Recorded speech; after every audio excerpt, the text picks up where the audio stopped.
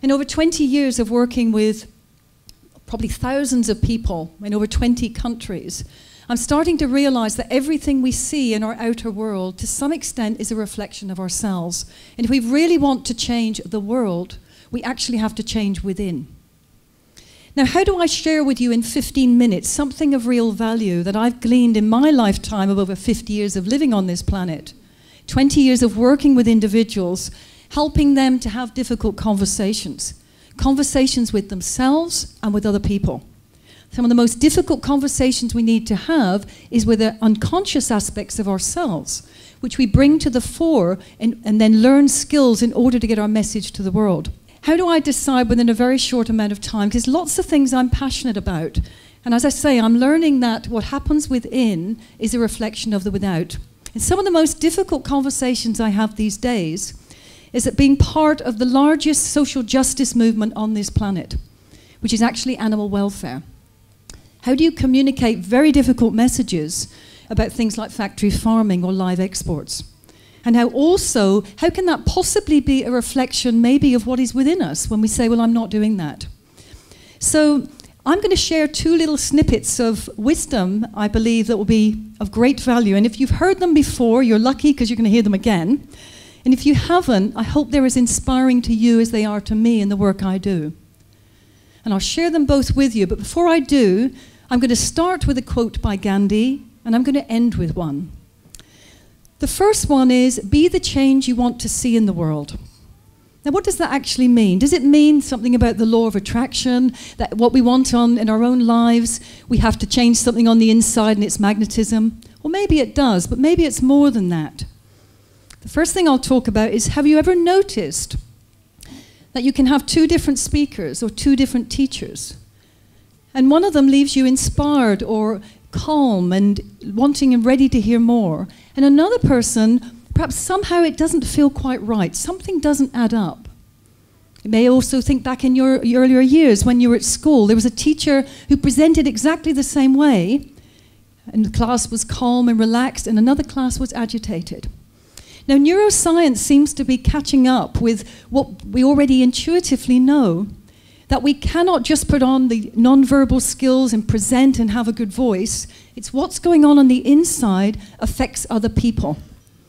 And you may already know this, but it seems to be that when we're agitated and angry and we resent the audience and we don't like other people, we don't like our job, and yet we have to put a good face on, the blood flow in our brain seems to go to the back of the brain, to the reptilian brain.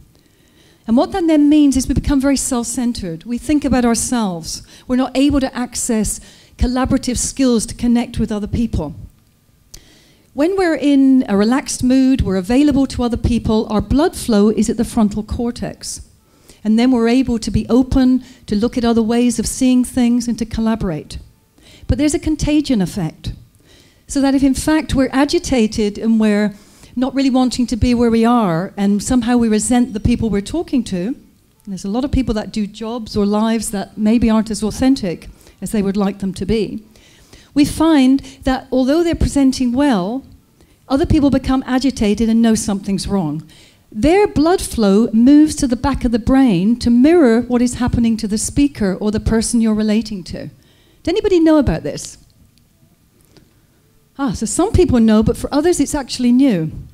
So isn't that interesting? Therefore, if we want to be the change we want to see in the world, there's neuroscience evidence that actually we have to start with ourselves. And we cannot learn slick skills of presenting without actually making the change on the inside. So the best way to connect with other people and collaborate with them and be real is to start being real with ourselves. That's probably not new to people who come to these sort of events. That's the first thing I want to talk about. The second one, which absolutely blew me away, was something called self-identity ho'oponopono. I came across Dr. E. Oliokolu Hugh Len, which is another name. He comes from Hawaii. And I read about him through Joe Vitale's book, Zero Limits. Joe Vitale asked Dr. Hugh Len, do you believe in personal responsibility? Do you believe that what happens outside in some extent is a reflection of yourself? And he said, well, yes, I do. So they started having a dialogue, and then Joe Vitale, who you might have seen in The Secret, found out about where this man had come from. Several years ago, there was a hospital in Hawaii called the Hawaiian State Hospital for the Criminally Insane. And the individuals there were individuals that had been tried for heinous crimes, multiple rapes, murders, horrible crimes. That they were often shackled and chained because they were so dangerous. Huge tough staff turnover. The staff would walk with their backs against the walls because they were afraid of being attacked by the inmates, for want of a better word. High staff turnover, individuals being drugged. It wasn't a very pleasant place to be. Now, Dr. Ioli Okalu, her doctor, was asked, will you come and manage that environment? And he said, I will, but I don't want to see any of the patients. Not a bad job if you can get it. And they were so desperate, they said, well, we want you to come and manage. What was interesting over the next 5 years is that things started to happen differently in that hospital. The behavior started to improve. The clients and the patients were unshackled. Their medication was reduced. It became a more pleasant place to work in. After 5 years, such was the improvement to what was happening to those patients that the hospital was closed down because everyone was released. And Dr. Joe Vitale asked Dr. Ioli Okalu Hugh Len, well, how did you do that? Did you do sort of forms of therapy? Now, clearly there were other people there interacting with those patients, but he never saw one client. And so Dr. Joe Vitale said, well, we started the conversation by saying, do you believe that personal responsibility is an important aspect of everything that happens to you? And he said, yes. He said, how is it? You know, you were responsible, I know, but you didn't meet any of the patients, and yet the hospital closed down and things improved. And so he said, well, if you believe that everything is a reflection of you somehow, surely when a heinous, murderous criminal comes into your life, you help to create that too. Now, isn't that a massive shift in personal responsibility? That somehow what we see going on in the world is somehow a reflection of ourselves. He said, well, what did you do? He said, I believe that we're all connected to each other, that everything we see is an opportunity to heal and change something in ourselves. So instead of blaming the other as if they must change and I'm getting myself sorted out, whatever comes into your life is an opportunity to clean up on yourself. So Joe said, well, what did you do? He said, well, I went into my office and I used to read the files of those clients.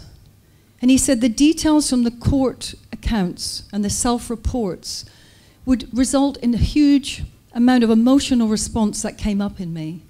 It was often disgust, rage, nausea. He said, and it would keep coming up. And I did 4 things. I said 4 things. I said, I'm sorry, please forgive me, thank you, I love you. I'm sorry, I didn't know what it was within me that has resulted in this coming back into my life. Please forgive me. I'm sorry I haven't cleaned up on my own act, that there's this still happening out here. Thank you. Thank you for the opportunity for bringing another being into my life which reflects where I have to clean up. And I love you. I'm sorry, please forgive me, thank you, I love you. He said he kept saying this until the feelings started to abate. He held up that issue to the divine, and whatever our own beliefs are about something beyond ourselves or within ourselves, he said he held it up, and when those feelings started to abate, that's when he let it go. He said that's all he did for 5 years. Now, I find that pretty extraordinary in terms of awareness within, let change begin. I honestly believe that if we want to, anything we want to change in the outer world is an opportunity for us to clean up on ourselves. And that's very challenging to me because I'm very moved by some of the images I see around animal welfare. And I get to see the less pretty things that go on. Does that mean that I've actually done that in some other life? Does that mean at some level there is an unconscious aspect of me connected to that? I honestly believe we're all connected, that we all have a part to play. So when we see things we don't agree with, we must ask ourselves, what is within me? Where am I violent to myself? Where am I judgmental or critical?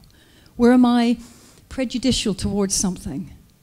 And when we start to clean up in ourselves, naturally things start to change in the outer world. Now, I said there was also another quote that I was going to end with. the moral progress of a nation can be judged by how it treats its animals. I always like to pay homage to animals when I speak about them, to our four-legged people, our eight-legged people, our winged people and our finned people, for putting up with these two-legged people that somehow feel they're superior. When we start to totally embrace the diversity of all living beings and change from within, we realize that that's the way forward, and that's how we're going to change the world. Thank you very much for listening. I'm really enjoying the evening, and I'll see you soon.